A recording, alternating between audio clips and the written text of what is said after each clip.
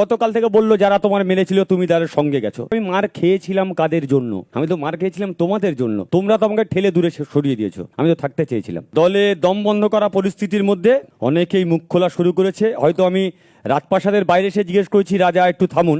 ওই প্রসাদের মধ্যে ঘুমন্ত শিশু জেগে উঠেছে, প্রশ্ন করবে রাজা তোর কাপড় কোথায়? পিতা যদি সন্তানকে নিজেই গলা টিপে হত্যা করে আর তারপর চিৎকার করে বলে সন্তান হারানোর যন্ত্রণার কিছু বলার নেই। আমরা যখন সিপিআইএমে ছিলাম আমরা তো প্রথমেই বলেছিলাম যে লক্ষ্মীর ভাণ্ডার, আমরা লক্ষ্মীর ভাণ্ডার চাই না, আমরা ভিক্ষা নয় অধিকার চাই।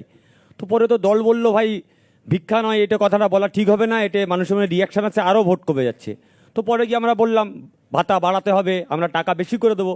মানে পরোক্ষভাবে তো তৃণমূল কংগ্রেসের স্কিমের কথা বা তৃণমূল কংগ্রেসের প্রকল্পের কথা আমরা স্বীকার করে নিলাম, আমরা বেটার করবার কথা বলেছিলাম। তো ফলে অবশ্যই সেই প্রশ্ন তো আপনি নিজেই উত্তর দিয়ে দিলেন। আমার নীতি নৈতিকতা বিজেপিকে আটকাবো, ফ্যাসিস্ট শক্তিকে আটকাবো, সেই নীতি। এই যে বলছে না ডিল হয়েছে, ডিল হয়েছে, হ্যাঁ ডিল হয়েছে। বিজেপিকে পশ্চিমবঙ্গের মাটিতে আটকাবো, বিজেপিকে ঢুকতে দেবো না, এইটাই ডিল হয়েছে আমার। এবং যারা নীতি নৈতিকতা বলছে প্রতিকুর রহমানকে বলতে পারে, আরে আমরা তো যখন সিপিআইএমে ছিলাম তৃণমূলকে বিজেপি বলে অনেক রটিয়েছি। তৃণমূল সেটা ভুল প্রমাণ করার জন্য অভিষেক ব্যানার্জি, মমতা ব্যানার্জি সুপ্রিম কোর্টে গেলেন। আর প্রতিদিন তৃণমূল কংগ্রেস সিপিআইএমকে বলছে বিজেপির বি টিম তোমার ভোট ট্রান্সফার করেছো, সেটা প্রমাণ করার জন্য মোহাম্মদ সেলিম হুমায়ুনের সঙ্গে বসলেন। সেটা প্রমাণ করার জন্য মোহাম্মদ সেলিম ওয়েলফেয়ার পার্টির নেতাদের নিয়ে এসে আলিমুদ্দিনে মিটিং করলেন। সেটা প্রমাণ করবার জন্য এসডিপিআইয়ের মতো প্রকাশ্য সভাতে সিপিএমের প্রতিনিধি পাঠাচ্ছেন। তো ফলে পরিষ্কার হয়ে গেছে কে কোন ডিল করেছে।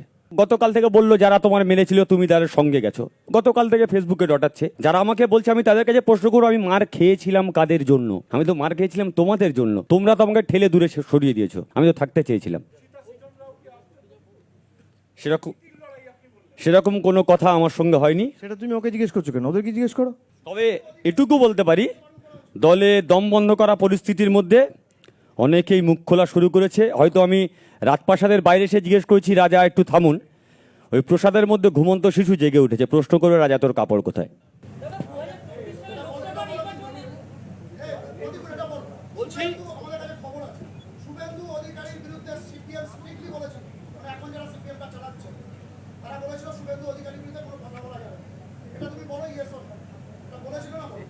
আচ্ছা, আজকের শুভেন্দু অধিকারী গতকালকে কি বললেন? সেলিম সাহেবের সঙ্গে প্রতিকূলের তুলনা হয়? দুদিন আগে সেলিম সাহেবকে আক্রমণ করলেন, এখন বলছে সেলিম সাহেবকে আক্রমণ করলে হয়? তো ফলে আমি কি উত্তর দেবো? উত্তর তো শুভেন্দু নিজেই দিয়ে দিয়েছেন। লোকসভা নির্বাচনে কতবার ফোন করেছিলেন, কি কথা হয়েছিল, ঠিক আছে, সময় এলে সমস্ত আস্তে আস্তে আসবে, অসুবিধা কিছু নেই।